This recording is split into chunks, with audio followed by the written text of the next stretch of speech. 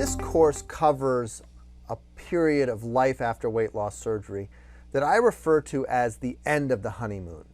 And what this means is that eventually a lot of these favorable appetite changes and even taste changes that we see after surgery will revert not quite back to normal, but certainly back toward normal. And this oftentimes brings out a lot of concern in patients who kind of look at these changes and say, oh my gosh, this is going to be just like every other attempt I've made at weight loss. And I'm going to start putting weight back on because I can eat more and I'm starting to think about food more. And maybe my drive for exercise is a little less. This is absolutely not the case. This is a part of the normal healing process after weight loss surgery. And when you understand your metabolic thermostat and why and how these changes occur, it really makes sense that this would all happen.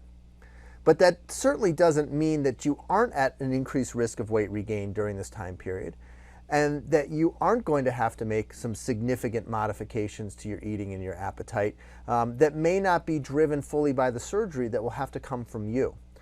So it's really important that you recognize that this happens to every weight loss surgery patient, and developing a strategy to handle and manage it is the ideal way, rather than panicking and looking at this as a sign of imminent failure. So let's first discuss why this happens. Why do a lot of these taste changes go away? Why does our capacity for eating increase? Why does our appetite and our desire for food increase around 2 or 3 years after surgery? And when we look at the way these surgeries work and how our metabolic thermostat functions, this is entirely and completely predictable. So let's look again at this diagram that I've shown so many times. And let's say again, for instance, let's say you start the surgery at 300 pounds before surgery, and your body drops its set point to 180 pounds. So initially, your body weight is 300 pounds in the first week or so after surgery, and your set point is down at 180 pounds. So you are dramatically overfed. And overfed means you have a decrease in your hunger and an increase in your metabolism. You can go all day without eating and it doesn't bother you a bit. You have plenty of energy. You like to exercise. It seems like a good idea to you. And then your body weight starts dropping a lot at first, and then it starts to slow down. And each time it drops, your body weight gets closer to your set point. Now, eventually, your body weight will reach this 180 pounds, and your set point will remain at 180 pounds. And now you're just like anyone else. You've got a starvation side, and you've got an overfed side. So all of a sudden, these changes, the decrease in your hunger and the increase in your metabolism that were driving you to lose weight down to your new set point, disappear, because now your body weight and your set point are the same. And so you become like any other 180-pound person.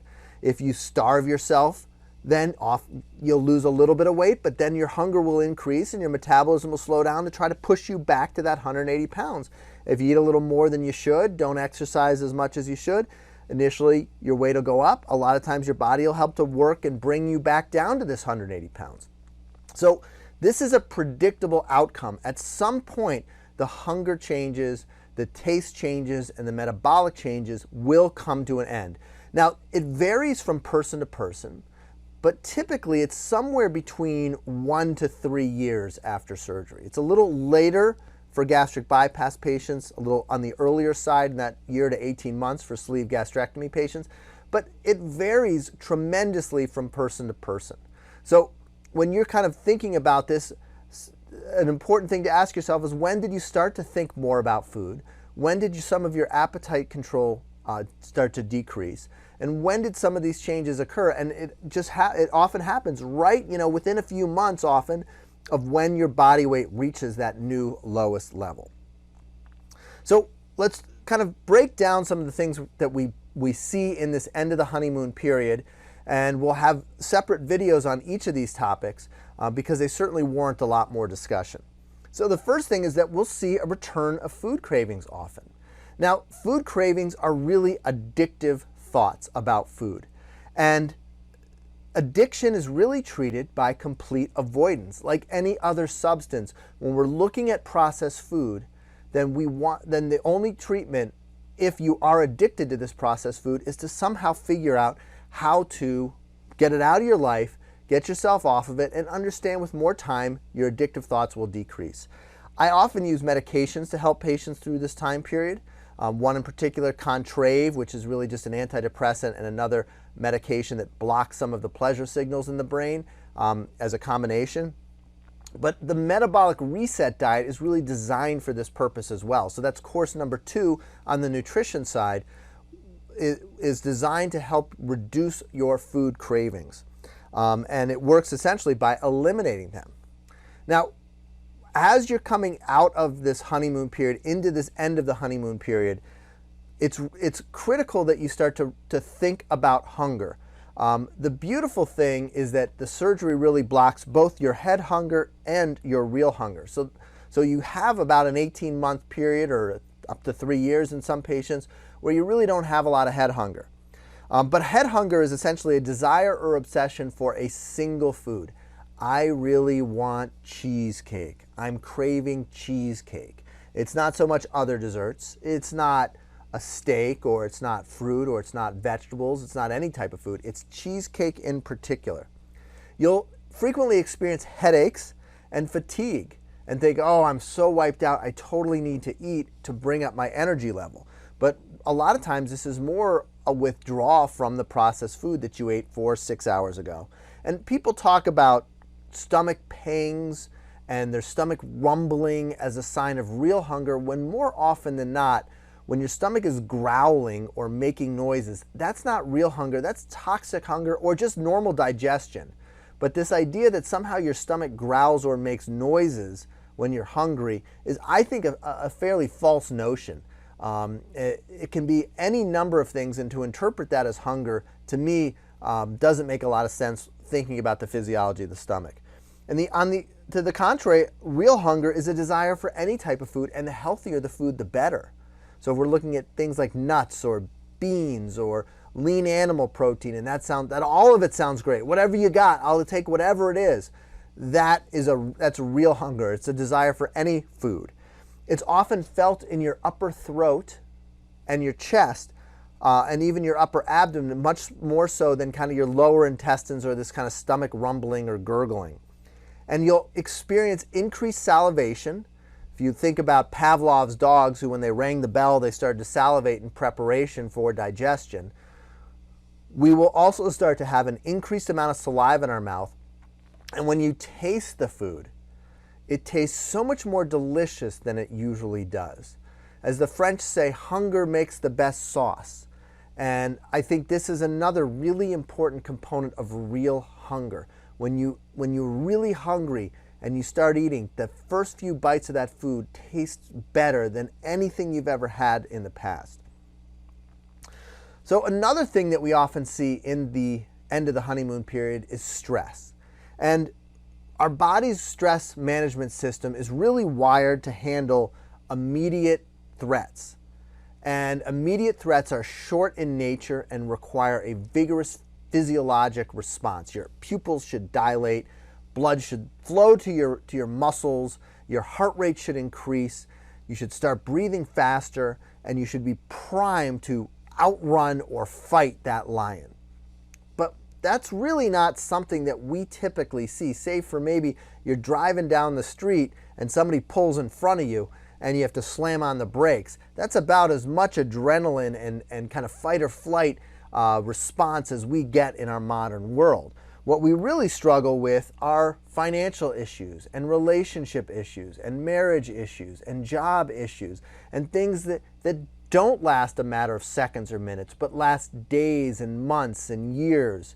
And we're constantly worried and stressed about these things that are not an imminent threat, but are a much more kind of prolonged and looming threat. And our stress system is really not well versed to manage that. We're not good at handling that type of stress as human beings. Our physiology isn't designed for that. And so when you are feeling under chronic stress, it typically changes your appetite. It's often associated with weight gain for reasons beyond just eating more food. Some of these chemicals and your stress response can actually cause you to start to gain weight. So how do you keep the honeymoon alive? There really isn't any magic trick to this. What I typically do when I see patients who are kind of struggling with this time period where their eating may have fallen off, their exercise may have fallen off, we may even see the scale starting to tip up for those first few pounds of regain, and the patient comes and says, all right, Dr. Weiner, what can we do? I want to get back on track. I really start with a trial of excellent nutrition, which is of course going to be the metabolic reset diet, some exercise, and then discussing some of their emotional situations like stress or anxiety or depression that may be interfering with their ability to execute a plan like this. And coming up ideally with non-medication based ways to treat these issues. We do, as I mentioned, sometimes use medications in my practice for these patients to help kind of reduce some of the food cravings and obsessive food thoughts so that you can get back on track. But this is really just a transition because over time the best way to manage food addictions is abstinence. So once we get you a few months out from eating processed foods, typically you don't need the medications to continue that because you're not going to have the same drive if you haven't eaten the foods for a while. And then really finally, it's about coming up with good habits and looking at your lifestyle and trying to adjust your lifestyle. If you keep driving through the drive-thru on your way home from work, go home a different way, take a different route. There's all these kind of subtle little changes that you can make that don't require a tremendous amount of willpower, but can have substantial impacts on the way you eat and the way you exercise every day.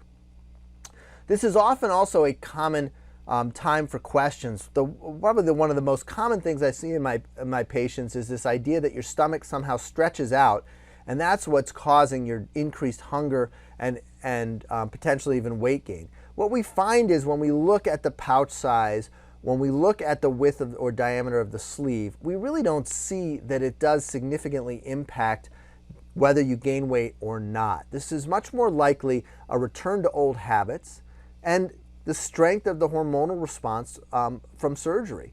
It's not this anatomic stretching. Unfortunately, it's much more complicated than that. Other things that I really see and spend a lot of time with in my patients are alcohol use. While when I started my practice, I barely ever discussed alcohol use with anybody, any of my patients. It's now something I discuss with every single one of my gastric bypass patients well before surgery, oftentimes frequent conversations if they're relatively heavy alcohol users to begin with. And it doesn't take much to be a relatively heavy alcohol use. Our data suggests anything more than 2 drinks per week puts you at an increased risk for alcoholism after the surgery. And then finally, skin reduction surgery. When to have it, what to have, how to pay for it. This is also something that I discuss with patients a lot in this stage. There's also some things you have to watch out for. Abdominal pain and managing abdominal pain after bariatric surgery really requires a bariatric surgeon to be involved. This is not something you should have managed by your primary care doctor or gastroenterologist or even a general surgeon who doesn't do bariatric surgery. Alcoholism, as we talked about, chronic heartburn. How do you manage chronic heartburn? What about food addictions? How do we manage those? And a sedentary lifestyle. These are all things that put you at risk for weight regain and prevent you from reaching your maximal success. So the changes in your appetite and food tolerance that occur at the end of the honeymoon period are natural and expected and are not a sign of imminent failure. And so it's really critical during these years that we continue to focus on your lifestyle and your nutrition and your exercise level and your emotional state to ensure that you have a lifelong success after the surgery.